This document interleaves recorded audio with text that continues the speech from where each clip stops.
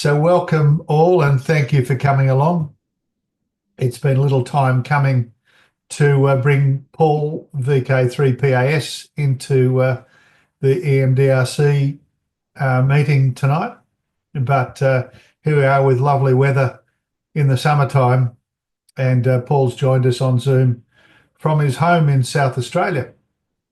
So tonight Paul's going to talk to us about the WWFF program. Paul is commonly heard, from a personal sense, on 40 metres during the afternoons and out and about with his wife, Maria, VK5PAS. And they get out there and activate parks, peaks, footy grounds, under trees, wherever to get out and about. And what motivated me to bring this to the club was that during the summertime, it's a great opportunity to get out and about. And Paul's probably the best person that I know to tell us about how you can take your portable kit out and about and have some fun. So there you go. Paul, welcome to the EMDRC tonight. And we put it over to you to tell us about how you have some fun getting out and about in the countryside. All right. So, yeah, thanks very much, David and John, for giving me the opportunity of coming along. I know that it had been cancelled previously due to some illness. I've got two little grandkids here, and daycare is like a petri dish. So every time they get crook, I get crook. And in fact, I was saying to David earlier today that I've sort of only just got over a bit of a dreaded lurgy again, courtesy of one of the grandkids. So it's my pleasure to be here tonight. I'm going to give you a brief rundown on the Worldwide Flora and Fauna program. It's abbreviated as WWFF. I haven't rehearsed this, but I think it will go for about 30, 35 minutes, hopefully, if I don't sort of get taken off down too many winding paths. And at the end, I'll give you the opportunity of firing any questions at me. I'm not going to go into the rules as such. I'll touch briefly on the rules during this presentation, but I think if I went through the rules verbatim, it would get very, very boring. If you're excited about the program and you want to take part, you can go off at your own leisure and obviously read the rules. So the catch cry of the program is make nature your shack. Yes, it's a PowerPoint presentation. I've sat through, I wouldn't say thousands, but I've sat through hundreds of PowerPoint presentations in my profession, and some of them can be absolutely deaf by PowerPoint. So I hope that won't be the case tonight and won't put anybody to sleep. But like I say, it's only a very short presentation here tonight. A little bit of an introduction about myself. I live at Ashbourne. It's about 60 k's southeast of Adelaide on the Flora Peninsula. I'm on a little 5-acre property here, but I'm surrounded by very big farms. So, a couple of 100-acre properties that surround me. I'm married to my beautiful wife, Maria, VK5PAS, and I'm a pop to Flynn and Iris. Little Flynn was here today. And I'm a retired police officer. Most of my career, I was a detective, so I worked in metropolitan detective offices and quite a few of the specialised squads as well. I was first licensed in the hobby back in 2010. I got my foundation call, and about 12 months later, I upgraded to the standard. I chickened out on the day of the exam. I had a few mates that encouraged me to do the advanced, but as it turned out, I did the standard, and that's where I'm sitting at the moment. Other than activating parks and silos and summits, I'm very active at home as a DXer. I'm on 299 countries now. Most of those are actually on voice. So the last 40 or so are very, very hard to get. I've used dozens of special event call signs over the years. The most recent one was VI7POL for National Police Week here a couple of months ago.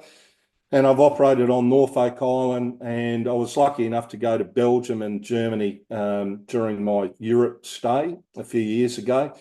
And because I had a standard license, I couldn't get reciprocal agreement to operate there, but I had a very good mate who was a police officer there, and I was able to use the ON4 IPA, the Police Association call. I'm the WWFF National Coordinator, both for the Australian program and the New Zealand program. And I'm the awards manager for the VK5PAS award. I'm a card checker for the ARRL for DXCC. I think there's only 5 of us in Australia that are able to do that. And I'm a card checker for CQ awards as well. And I'm a net controller on the ANZA DX net. And I've got quite a few other hobbies. So I love amateur radio, but it's only one aspect of my life. So wine collecting, a lot of drinking involved, of course. Photography, I've got a 1972 VH Valiant, so I'm in the Street Machine Association. Love getting out in that. Do a lot of family history, 3D printing, police patch collecting. So a little bit of a history of me. This is my QDH. You can see the little red circle there is Ashbourne down on the Flora Peninsula. So I'm out in the countryside here. Those photos are photos that I took of the surrounding countryside. That's not quite as green now as those photos. Very, very dry, but that's very typical of the countryside where I live. This is my shack. When we moved here to this QDH, I decided not to have my shack inside. A mate of mine who was a builder, he and I built my shack out in the shed. Initially, it was under the undercroft, and then we put another large shed up against the existing shed, knocked out the wall, and made that separate room that you can see sort of down on the bottom right there. So I've got quite a bit of my police memorabilia in there as well. But that's the and when I say my shack, I should probably correct that and say our shack, Maria's and mine. I've got 3 towers here at home. So I've got a 2-element 40-metre beam, and then another tower with 6 and 2 and 70. But this is my main tower. It's got a 5-element Yagi on it, up at about 50 feet, and a 40-metre rotatable dipole above that. So that's just a little bit about me. Why did I get involved with WWFF in the first place? Well, back in 2012 or thereabouts, I worked some European and park activators. And that was the first time I'd actually heard of WWFF or any park activating for that matter. And when I was living at Mount Barker at the time, my noise saw just steadily started to increase. Now, I started doing a few park activations at that stage, and I experienced zero noise saw here. So I don't know how many of you have never experienced zero noise, but it's absolutely heaven on a stick. So my noise at home went from strength 3 up to strength 7. Now, in the scheme of things, it might not necessarily sound bad, but when you've experienced zero noise, to then come home to strength 7 noise, it was just horrible. So that was the reason for us selling our house at Mount Barker and moving down here to Ashbourne. And then in 2013, I approached the Europeans, and because there was no WWFF program or chapter in Australia at that time, so I asked them to start up for me to start up a chapter here in Australia, which they approved. And then in 2019, I became the New Zealand National Coordinator as well. So in the WWFF program, I've activated over 650 WWFF parks, but I'd probably be up to about 1,000 activations, because a lot of those I've been back to 2, 3, 4, 5, sometimes 10 or more times to the same park.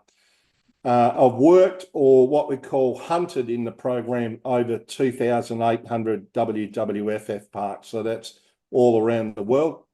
And in the last couple of years, I got involved in a couple of little WWFF IOTA de-expeditions. So 2023, Maria and myself and some mates went to Trowbridge Island, tiny little sand atoll. You can see it in the top right picture there with the lighthouse. You can walk around this little sand atoll in about probably 15 or 20 minutes. That's how small it is. It's just out in the middle of the ocean. And then last year, I went to Flinders Island. So a little bit more of a serious de-expedition, this one. So we had Grant with us, VK5GR, who's very, very big in IOTA. And I think in the 6 days, as you can see there, we made nearly 8,500 QSOs. So both of those de-expeditions were WWFF parks, but also IOTA. And some of you may have actually worked during those particular expeditions. So what is WWFF? It's not the World Wrestling Federation. And Dave, contrary to a belief, that is actually not a picture of me in my heyday there, about the belt, somebody down onto the canvas. But it's an international amateur radio program, all about operating portable from designated parks around the world. The program started in 2012, and there are currently 61 participating countries that have a national program. I'll talk about that after. There are more countries around the world that take part, but these are 61 participating countries like Australia, that have their own national program or a chapter, if you like. And that's what it's all about. It's to draw attention to the importance of protecting nature, flora and fauna, and to encourage the development of radio skills, especially in portable operations. It's all about having a bit of fun out in the field. Who takes part? Activators. So those the amateurs who operate portable, of course, in WWFF parks. And then we have hunters.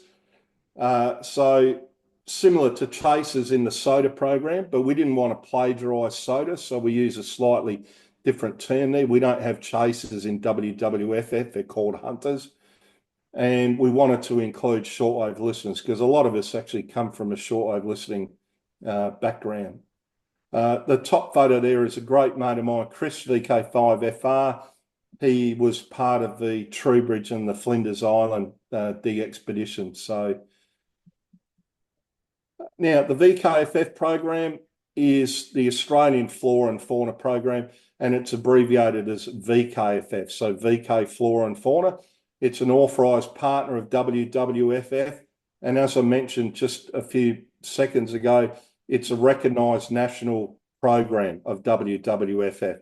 Commenced in March 2013, and it's run by myself, the national coordinator, and then state and territory reps and a treasurer. So in the bottom right-hand corner is my lovely wife, Maria, and myself out activating. So Maria performs the role of treasurer. Why do we have a treasurer? Because we actually have some awards that are glass-etched trophies. And we have some very, very kind people who every year annually contribute money to the program. Without them, we would not be able to issue those glass-etched trophies. So Maria performs the role of treasurer. But as you'll hear in a minute, all of the certificates are issued for free. You don't have to pay anything at all for them. Now, if you're going to get involved as an activator, why would you? High noise floor at home, which I've already discussed. If you want to go and experience zero noise, 99.9% of the time in these parks, you will have absolutely no noise, zero noise floor. You can hear a pin drop. It is a great way to travel to beautiful locations around Australia. Maria and I some spectacular places, which if it had not been for this program, we probably would never have gone there. So in the top right-hand corner, you can see a photograph of the four-wheel drive in the caravan. That's Rob, VK2VH, or also known as VK4AAC. Rob's very active in the program. He and his wife, Doris, travel around Australia. And in the bottom right-hand corner is myself and Ivan, VK5HS, and Larry, 5LY, is now a silent key. That was when we went out and activated a particular section of the Murray River National Park. If you love collecting wallpaper, you'll see in a minute, massive amount of certificates on offer. A lot of people really like to go out into these zero noise soil locations and experiment with their home brew gear, whether that be transceivers or antennas. If you love working pile-ups and DX, this is certainly the program for you. You don't have to get on the 20 meters or any of the DX bands to get a pile-up.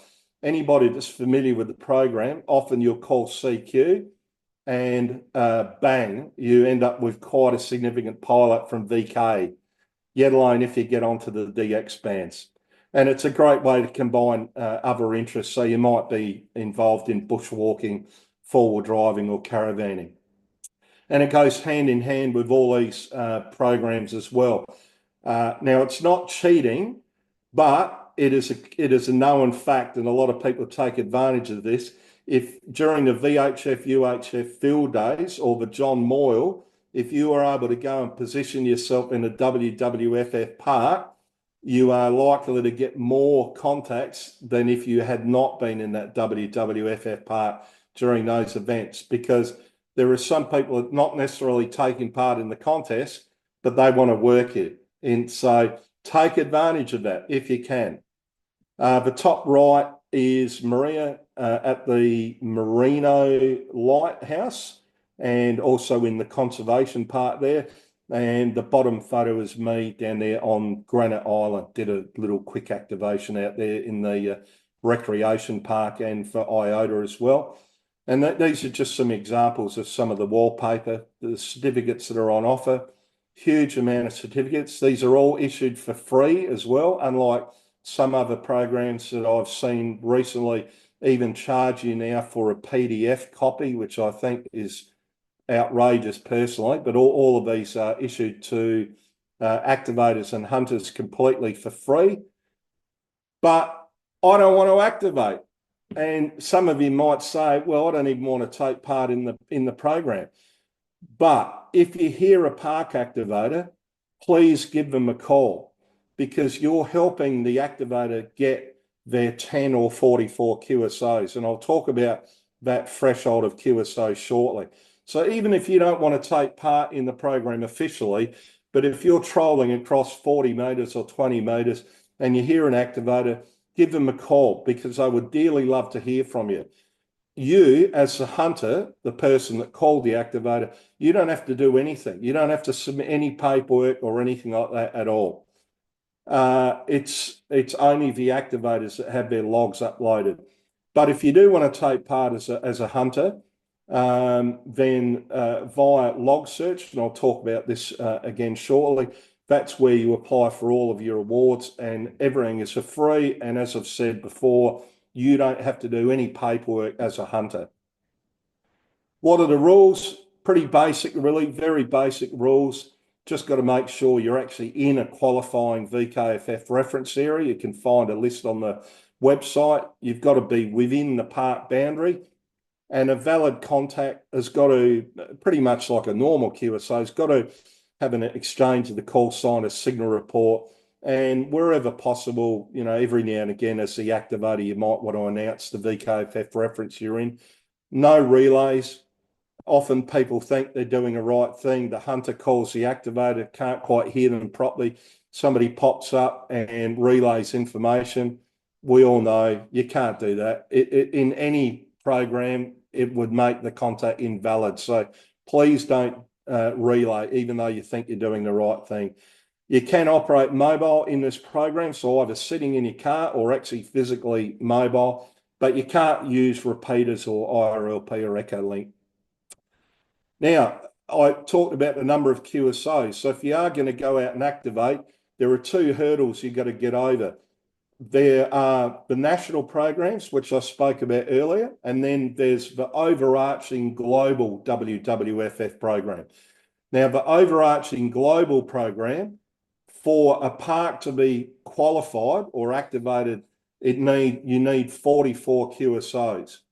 But for the Australian program, for the awards that we issue, which are separate to the global program, you just need 10. But that doesn't have to be in the one sitting. So you can get, 5 QSOs today, go back tomorrow or a week later, get another 5, you've got your 10, and then you might want to push on and get 44. Depending upon the band conditions, most of the activators nowadays are finding that 44, if you're band agile and mode agile, 44 is actually not all that difficult now, particularly with the popularity of the program. So at the end of a QSO, you'll probably hear 73 and 44. I think not too many people actually ask nowadays what that means. But in the early days, that was certainly a question often posed to you as an activator. But it's the catch cry of the program. You can see there, the first 4 just signifies water, fire, air, and earth. And then the second digit, 4, is for the 4 points on a compass. It's just a way of promoting the program. And I don't hear too many activators or hunters now that don't say 73 and 44 at the end of a QSO nowadays. How does WWFF work? So it's not a points-based program like Summits on the Air. It's the accrual of reference areas. Now, you might have worked the same park over and over. In Australia, we have an award called the Boomerang Award, which I don't have time to go into details today, but it rewards activators activating the same park repeatedly, and it rewards hunters working the same park repeatedly. Log Search is the electronic database, and that's where virtually all of the awards are applied through. As I've mentioned, the hunters don't have to do any paperwork. All you need to do, register with Log Search, click on a button. All the hard work is done by the volunteers behind the scenes, and they send you your award. Only the activators provide their logs to the state and territory reps, and the state and territory reps upload the log on behalf of the activator. So as I mentioned, this is where you track your progress on the database Log Search. You'll see the popularity of the program with the stats I'm about to put up on the screen now. So as of today's date, there's over 21 million QSOs in the database from over 37,000 different parks around the world. And that's in 165 different countries. So that puts it into perspective how popular this program is, not just here in Australia, but on an international level. So if you're going to get involved as an activator, what gear do you need? Well, of course, you're going to need a transceiver, naturally, an antenna, power supply, and then your sundry equipment. Now, that list is endless, but it includes things like a log, sunscreen, GPS, Bothy bag, which is that little orange thing down in the bottom there. You can deploy that if you're stupid enough to go out when it's raining, which Marie and I have done, operating from parks, so you can deploy that to provide yourself with a little bit of shelter. But that sundry equipment is really endless. Even something as simple as if you're using a paper log like me, having a spare biro or pencil with you. Myself, this is the gear that I use, FT857. But when the conditions are good, I really like using QRP. I've got a little FT817 as well. I've tried different antennas over the years, but I keep going back to a linked dipole, which is inverted V configuration. I use a 7-metre heavy-duty telescopic squid pole that I've purchased from Haverford's in Sydney, and that gets the antenna up into the air. At 7 metres, it doesn't matter what orientation you have the antenna, because at that height, the signal, as I think most of us know, is pretty much omnidirectional. So don't worry about what angle you're stretching out your dipole, north, south. It doesn't really matter at that height. Most of the parks, relatively easy to get into. I say most because not all are. So the easy ones, I use a big chunk of a big 44 amp hour power pack. And if I have to walk into the park, which surprisingly there are quite a few that you have to do that, that's too big to carry. So I use the LifePo batteries. I'm a bit prehistoric. I've always used an electronic log at home, but I've never been brave enough to dabble in the electronic options that are available there. So Sue VK5AYL has an absolutely brilliant app for Apple called Parks and Peaks. Peter Fraser, 3ZPF, has got Porter Log, but I'm absolutely paranoid about losing a log. Maria, my wife, uses Parks and Peaks, but I use paper. I find I can scribble stuff down a lot easier, but when I get home, the problem is then to have to create what they call an ADIF file, which is what's required to upload to the database. So I use this absolutely brilliant program called Fast Log Entry, FLE. It allows me to create an ADIF file very, very quickly and rapidly. And as I said, the ADIF file is what's required to upload to the database. So paper log for me. And sorry about this. Right, so just some tips. If you are going to be an activator, how do you fill up your logbook? I often get asked this by people that are new to activating. We all know, whether you're portable or at home, the secret is the antenna. You can have the world's best transceiver, but your station is only as good as the antenna that you use. So try and get a good antenna. I've seen some guys use some pretty unusual antennas at times and get some pretty poor results, and they come home very despondent. So have a look at some of the blogs that are around the place from some of the activators. You'll be able to get a few tips on what antennas they use. The next one is really important. Be band agile. Don't just prop yourself on 40 meters. Try some of the other bands. You know, the poor old VK6 guys, often they can't hear the eastern states on 40 meters during the day.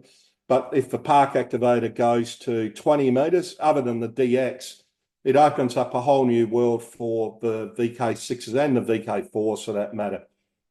You can't place your intentions on too many forums. So whack your intentions about, I'm going out tomorrow to activate Belair National Park, on as many of the forums as you can. So whether it's our Facebook site, our Groups IO site, the more people that know you're going to be out there, the more people you're going to get in your log. There is an absolutely brilliant website created by Alan, VK3ARH, called Parks and Peaks, PARKS, and then N for November, Peaks. And that's where you can actually put an alert up to let people know you're going to go out tomorrow in a week's time to a particular park. Know the time of day that you're going to be in the park, whether the band is going to be open. We all know 40 meters tends to go to sleep in the middle of the day, so I try to operate earlier in the morning or in the afternoon.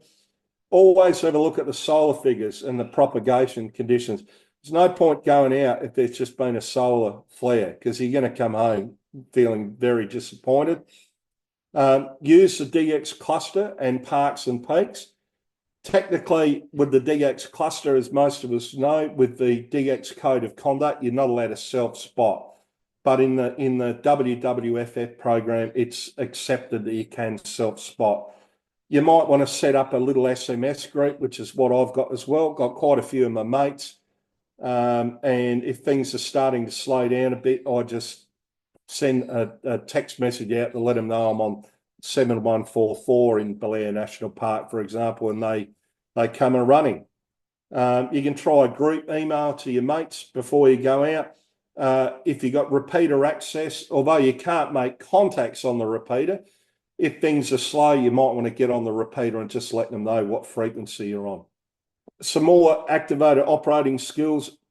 This is what I do. Now, I have got there now, whatever works for you. I've always said, if the antenna you're using works for you, keep using it. If the style of operating you use is working for you, keep doing the same thing. But this is what I often do if I get a little bit of a pile-up on 40 meters. So I'll work the first couple in the pile-up, but then I'll tell everyone to stand by, and I'll ask for the park activator, if there are any other park activators out there. And often there are, and they're getting stomped on by the big guns, all right? They're trying to break through the pile-up. because there is an award in this program for park-to-park contacts as well. And then because I love QRP, I'll always ask for QRP. QRP in Australia for me is 5 watts or less, not 10 watts. So 5 watts or less. It's amazing how many QRP people actually are trying to call you, but again, they're getting stomped on. And the same applies to the portable and mobile stations. And then I learnt, ask for DX, even if you're on 40 meters, because I've had so many European friends of mine say, Simo, when I got home, sent me email, Simo, I was trying to call you, couldn't break the VK pilot. Different story on 20, but on 40 meters. So even on 40 now, I stop and pause and listen for DX. And then I ask for those that can hear me, but with difficulty. Now, by that, I mean, we all know what QSB is like. Sometimes the band's open for 5 minutes and then the next 5 minutes it's gone. So I generally ask for those people next, and then everyone else. And that's when, as I say, the fun starts and you generally will get clobbered. Now, almost at the end here. So we have a number of special events that take part during the year as well. Those glass etched trophies that I spoke about earlier up there. So without those very kind people that donate money, we wouldn't be able to issue those. But in Australia, we have things like National Bird Week, so National Tree Day, Wattle Day, World Ranger Day. And on those days or those weeks, we offer special certificates, which you can see down the bottom. So if activators go out and operate from a WWFF park on those particular days, we issue special certificates to them as well. We have a thing called the VK5PAS National Get Together. It was an idea of mine a few years ago, but COVID came along and basically stopped that, didn't progress anymore. But the first event was held in Renmark. Last year we had it in Bendigo. This year it's to be held in Canberra. Now, what's it all about? It's a forum for WWFF park activators and hunters to get together, a bit of a brotherhood or sisterhood, if you like. We have a Friday evening dinner. On Saturday, we have a variety of guest speakers and run a raffle as well. Saturday evenings, we always have a guest speaker and we have a special dinner function. And then on Sunday morning, we have a barbecue, and then everybody goes out and operates portable from WWFF parks.